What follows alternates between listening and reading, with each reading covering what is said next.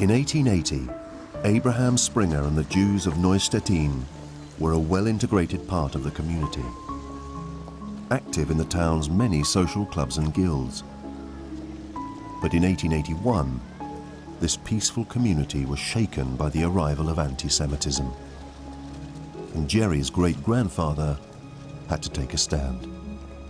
The 13th of February 1881, one of the major agitators from Berlin came here and had a great speech here, a hate speech we know from the records, against the Jews.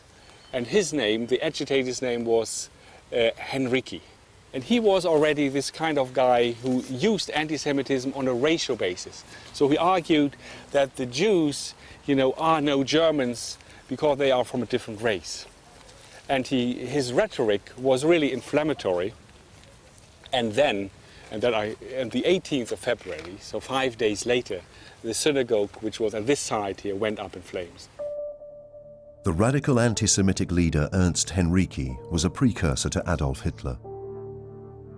50 years before Hitler, Henrici argued for the mass deportation of Jews and was successful in rallying crowds with hate speeches. In 1881, Henrici convinced the people of Neustettin that Abraham Springer and the Jewish Council had started the synagogue fire themselves in order to claim on the insurance for a newer, bigger one. Several weeks later, Henrici spoke again and rioting broke out.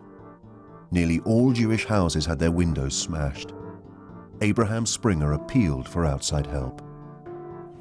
We have actually found a letter of the time where the Jewish community would send out to people in Germany and asking them for help in this situation where they felt that they were under siege in many respects. Dear sir, for a year now, our district has been the theater for rampant agitation against us and our religious brothers. And on the 18th of February, we suffered the great misfortune of having our synagogue, along with all the Sefer Torah and other items, destroyed by fire. The heavy blow has nearly put the existence of our community into question. The consequences are incalculable, and the material sacrifices that are now required are immense in comparison with our means. We are addressing you, Honorable Sir, with a respectful plea to support us in our difficult fight against malice and false accusations.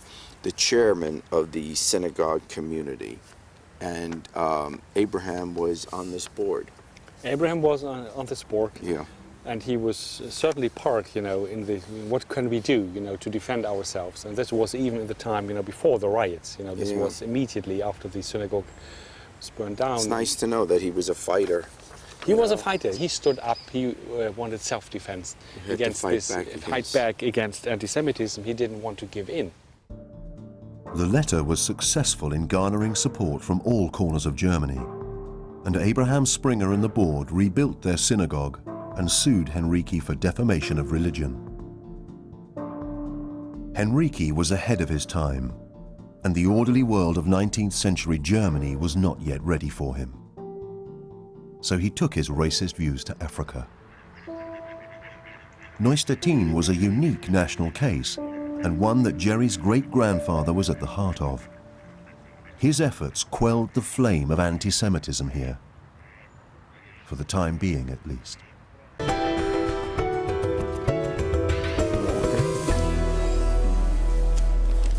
Just the thing. Wow.